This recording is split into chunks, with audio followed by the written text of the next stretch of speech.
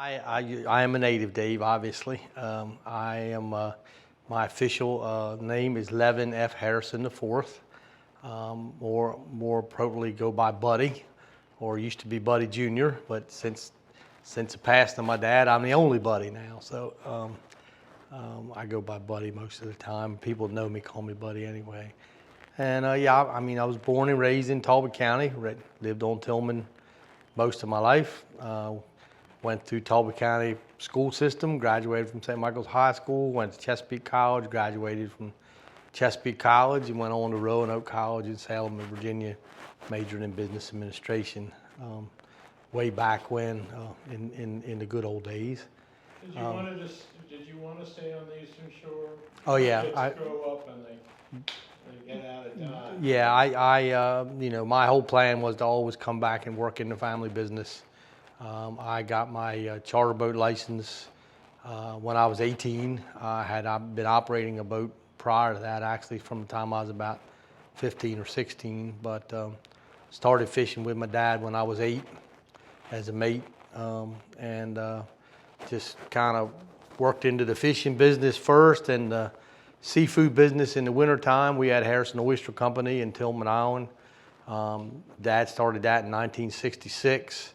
Basically, I took that operation over for him when I got out of college in 1981.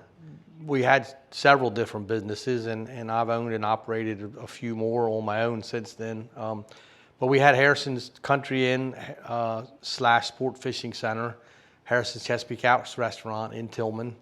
My grandparents started that in 1938 there. And they operated it until the mid-70s. And my mom and dad worked in the business, but Dad took it over around 1972 for the full operation of it. And when he took it over, it grew from a 12-room inn and 3 charter boats and a 50-seat restaurant to a 50-room country inn with 40 boat slips. And one time we had a charter fleet of 18 boats and a couple hundred seats in the restaurant. And he and Mom operated that until she got sick in the middle 2000s. And at that point, my wife and myself moved into the management end of it instead of the working end of it. But all during that time, as I say, I had been fishing, taking charter fishing parties all during that time. And I started managing and operating our wholesale seafood business, the Oyster Company, in the early 80s. They all kind of melded together. And we were there in Tillman until 2016. And I now have a restaurant in St. Michael's, Harrison's Harbor Lights Restaurant. It's inside the St. Michael's Harbor Inn. And we've been there since 2019. Survived the pandemic, survived the fire during the pandemic. And we're still there, thankfully. And I operate my charter boat out of Tillman. And as you were referencing earlier, I do construction transportation most every winter. I take construction workers that are doing some kind of job on Popper Island. I'm their transportation boat from Tillman out there and back. So try to do that in the winter and stay in the restaurant in the summer. And we take a few fishing parties now out of St. Michael's in the summertime. I actually was elected to the Talbot County Council in 1998 to 2002. Served 4 years. I did not get reelected in 2002, although I tried. But I got elected again in 2006 to 2010. So I have served 2 terms on the council. I actually served as president once during each one of those terms. So I'm not a stranger to the county council or the county government. Someone would say you would know better than my wife asked me if I'd lost my mind when I first told her that I wanted to run again. But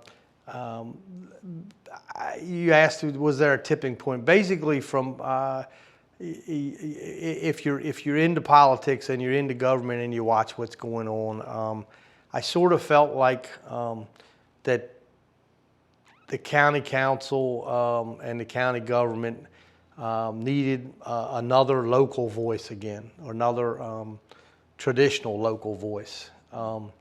although I live in Easton now, but I feel like when I'm on there, I'm a voice for the entire Bay 100, from St. Michael's down, from Oak Creek down, basically.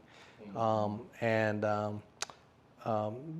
that everyone on there doesn't do that, doesn't give you a voice, but I just felt like that it was time again to reach out and try to get on the council. No, there wasn't any particular issue over the last 4 years that spurred me to do this. I do feel like, and when I got elected in 2000 or in 1998 rather, I sort of came with an agenda, and that agenda and the backers that I had. Basically, I did not get reelected because of that. And part of that was Bill 808, and that was essentially to allow a Home Depot or that type of structure to go basically where Aquapool is now. But at that time, the county still owned the land, and it wasn't annexed, or it didn't own it, but it wasn't annexed into the town of Easton. So that would allow development outside of the town limits, outside the infrastructure, although it was right next door to it. Since then, 12, 14 years have passed, 16 years have passed since that, and it's all annexed in, and it's all town land now, and it's an industrial park. And so, you know, what cost me my reelection probably 4 years later would have been a moot point. But anyway, but where I'm going with that is I don't have any preconceived agenda. I'm a Democrat, but when I say that, I'm a moderate conservative Democrat. I know we have a tax cap and a revenue cap, if you want to call it that. I don't ever propose to raise taxes. And if you look at the budget structure over the last few years, I think our recordation and transfer tax has been soaring with property transfers, and that should well take care of us for the next 3 to 4 years. My kids, I have 4 children. They've all gone through Talbot County Public Schools. One's still in the school system. The other 3 have graduated and gone on. You know, education is a priority of mine, and a first-class education for all of our kids. I feel like we need to look at salary structures for our teachers. Now, when I was on before, Phil Foster and I partnered on an issue where we actually brought the starting teacher salaries in this county to the highest in the state. You can't do that for all the teachers because of the scale, but we need to look at where we are. We need to recruit the best people, and we need to make sure that they're going to make a living, that they're going to make more than a living here if they're going to stay in the county or come back to this county to work. Same thing with our sheriff's department and our EMS. I'm one of the original members of Talbot County Advanced Life Support. I was one of the first 17 paramedics in this county. We did it all volunteer back then. I'm a life member of Tillman Fire Company. I've got 47 years in the fire service in this county. So I pretty much spent my whole life volunteering or serving the community.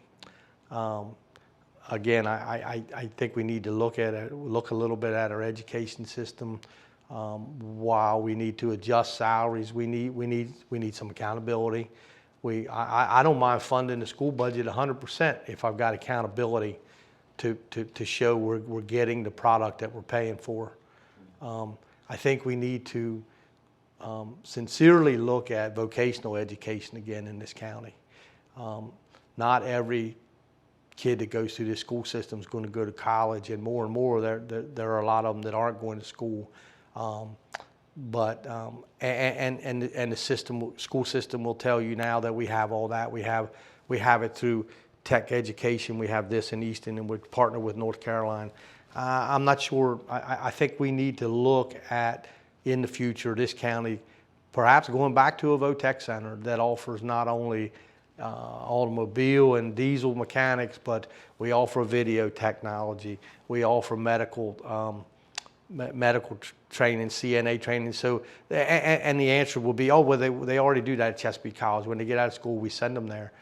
Maybe we need to offer that as their last 2 years of high school or their last year of high school, and start these kids in this county on a path to make a living that they can afford to stay here and live here.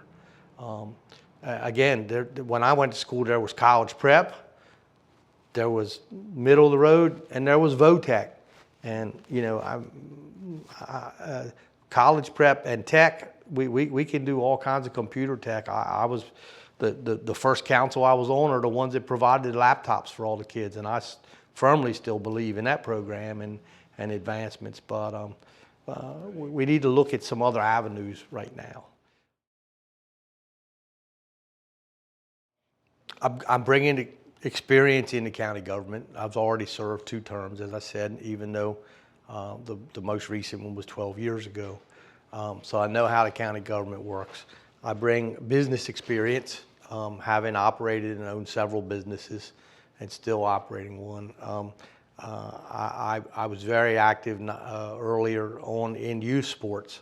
So, and I bring a connection to the youth and the younger people of the county. I have, of my 30 employees in St. Michael's, 21 of them are under 30 years old. So I'm still, you know, I have my hand on the pulse of what the young people are looking for in this county. Yet I'd like to think that with this gray hair I bring some wisdom, and I've been around the block. I've seen tough times. I've made it through some hard times in business. So I know what it's like to have to go through to operate businesses in this county and to survive, basically. And not that I'm any better at it, probably not as some people, but that's what I'm bringing to the table as a councilman. We really need to continually try to make Talbot County, keep Talbot County the jewel of the Eastern Shore. And by saying that, we need to maintain its rural character. We need to continue to improve the water quality. The first council I was on, we were part of providing some grant funding for the Talbot County Watermen's Association to put seed, oyster shells on various bars in the county so that the natural spat set could take over and start to grow some oysters. Our water quality in Talbot is better, but it's nowhere near what it needs to be. So we need to look at the wastewater treatment plants. We need to look at some upgrades, not just BNRs, but move to ENR upgrades. We need to look at, Dirk Bartlett is a very good friend of mine, and he was on the last time I was on, and back then we were trying to get a sewer line down Bosman Nevitt Road to solve some failing septic tank issues there. It's still never been done. You know, these are, and that's a tricky obstacle, because when you say that, people say, well, then if you put that line down the road, then there's all this open farmland. Can they tap into that line? Those are things that we need to work out. But the object would be to fix the failing septic systems that are on the waterfront and allow these people to hook in so that we can, again, continue to upgrade the water. If something were to happen to the Chesapeake Bay or to the Mid-Bay watershed, the Talbot County area, Talbot County's dead. Tourism, I mean, tourism is our second biggest industry, whether you believe it or not. Right behind farming and then the watermen behind it. But without the water, without the rural character, we're not going to have any tourism. It's the golden goose for most of this county at this point. And if we can't help to advance that, we're going to go backwards. You know, do we need a lot of new development? No. Do we need a lot of expansion? No. We need to follow, you know, smart growth guidelines and develop or expand within the towns and the city, which is Easton in my mind, to have the infrastructure in place. But we need to do it smarter and better than even what we've done in the past. To keep this county the way all of us that are here now and all of us that grew up want it to stay. You know, I'm available even though I am busy. I have a lot of help now, and I have some very reliable managers. So I'm always available to my constituents. They can always talk to me. My cell phone I publish, so people can call me. I'm here to help people enjoy living and working in Talbot County, and would stay available to them. And one thing, again, I say I have no preconceived notions or issues, but there's one thing that has bothered me over the last 12 years. I was part of the council that essentially gave University of Maryland Medical System the land behind the community center to build a new hospital. In the 2006 to 2006 primary and general election, the hospital was the hot topic. It was the political football. We worked, when I say we, the entire council, Republican and Democrat, worked to provide that land to University of Maryland Medical System to put a new hospital there. We gave up land. They have since provided the infrastructure. The sewer is in there now. It's in the ground. When I left in 2010, I jokingly made a statement to Mr. Duncan, Tom Duncan, that it will be 2025 before there's a shovel of dirt turned on that land. And unfortunately, my joke is still true right now. So one of the items that I would like to work on once I get in is to see where University of Maryland Medical System is going with their new hospital. They seem to have all the spokes in the wheel coming in place. They have a standalone emergency room in Queen Anne's. They have a standalone emergency now in Dorchester. There's plans to build one in Caroline. These are all spokes in the wheel that they discussed way back then. But once they get all them, we need a new center. We got some of the best doctors in the world. We got a first-class cardiac cath lab, one of the state-of-the-art in the country here in Easton. But the facility's old and it needs upgraded. And we need to now move forward with that vision for a new hospital for this county. And that would be one of my priorities if I do get elected. Thank you, buddy. I appreciate it. Thank you very much.